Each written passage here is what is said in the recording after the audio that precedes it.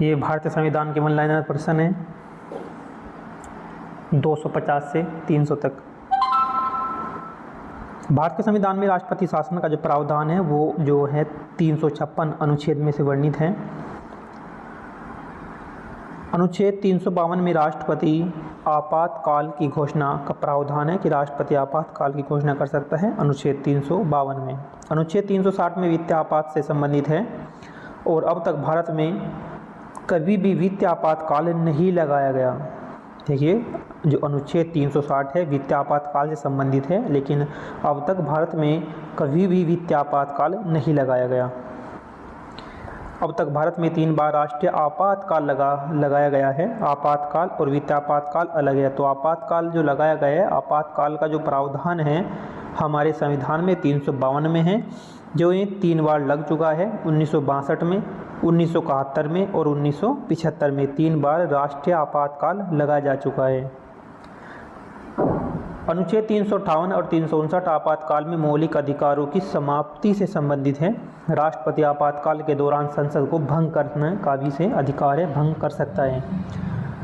अनुच्छेद 262 अंतर राजकीय जल विवाद से संबंधित है और अंतर्राज्यीय परिषद का गठन अनुच्छेद 263 के तहत ये किया गया था। अनुच्छेद 280 के अनुसार वित्त आयोग की स्थापना की जाती है। अनुच्छेद 300A में संपत्ति का अधिकार कानूनी अधिकार के रूप में वर्णित है। नेक्स्ट है भारत के संविधान का जो अनुच्छेद है 343, वो है हिंदी को राजभाषा घोषित करता है। जो अनुच्छेद है यानी कि हिंदी हमारी राजभाषा है, ये वर्णित है ये अनुच्छेद 343 में।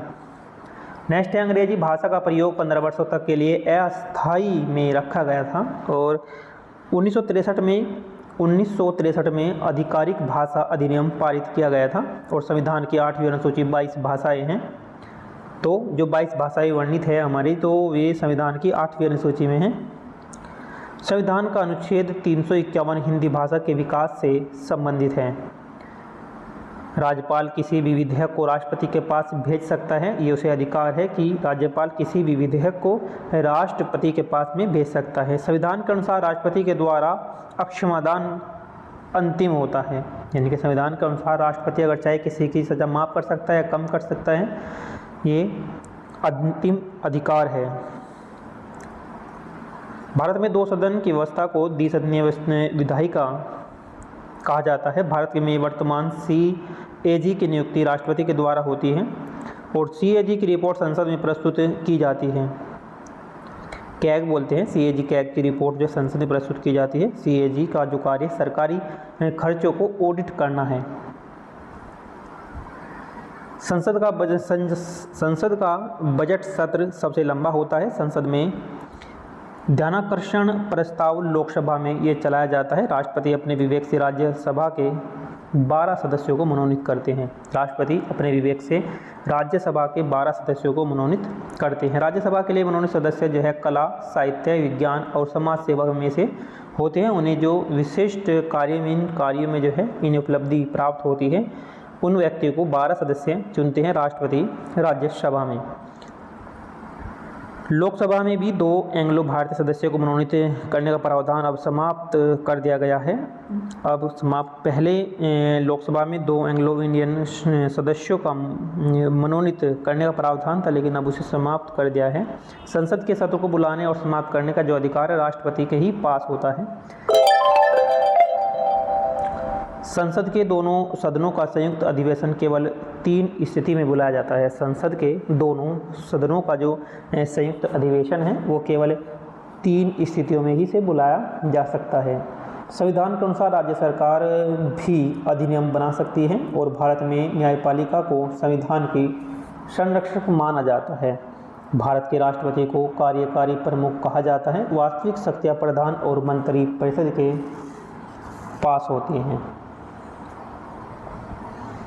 राष्ट्रपति केवल सलाह पर कार्य करता है। राष्ट्रपति अपने विवेक से नहीं, सलाह पर कार्य करता है। और भारत में सबसे पहले जो पंचायती राज व्यवस्था शुरू की गई थी वो 2 अक्टूबर 1959 को शुरू की गई थी। 2 अक्टूबर 1959 को पंचायती राज की शुरुआत राजस्थान के नागौर जिले में हुई थी। सबसे पहले जो पंचायती राज की शुरुआत हुई थी राजस्थान के नागौर जिले में शुरुआत हुई थी।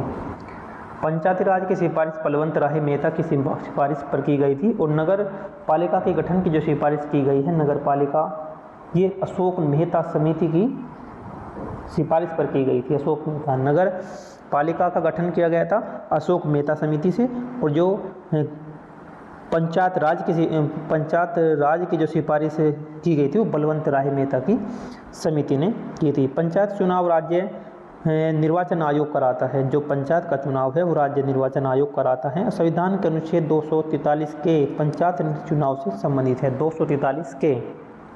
और नगर पालिकाओं के चुनाव संबंधी 243 Z के अंतर्गत ये आते हैं। अनुसूचित जातियों का आरक्षण संविधान के अनुच्छेद 330 में प्राप्त हुआ है। अनुसूचित जनजातियों को आरक्षण अनुच्छेद 332 के अंतर्गत प्राप्त होता है और महिलाओं को पंचायतों और नगर निकायों का 33% आरक्षण प्राप्त होता है। राष्ट्रपति लोकसभा को भंग कर सकता है और राज्यपाल राज्य विधानसभा को भंग कर सकता है। देखो, राष्ट्रपति लोकसभा को भंग कर सकता है केंद्र की, और जो है राज्यसभा विधानसभा को भंग कर सकता है। राज्य जो शक्ति राष्ट्रपति के पास होती है केंद्र में, वही शक्ति राज्यपाल के पास होती है राज्य में। तो लोकसभा अध्यक्ष का चुनाव पहले इस सत्र में होता है।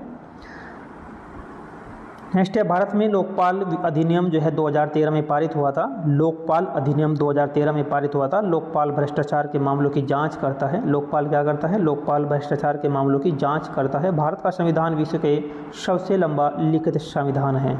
तो ये थे 251 से 300 तक के वन लाइनर फैक्ट थे जो सभी परीक्षा की दृष्टि से अति उपयोगी हैं।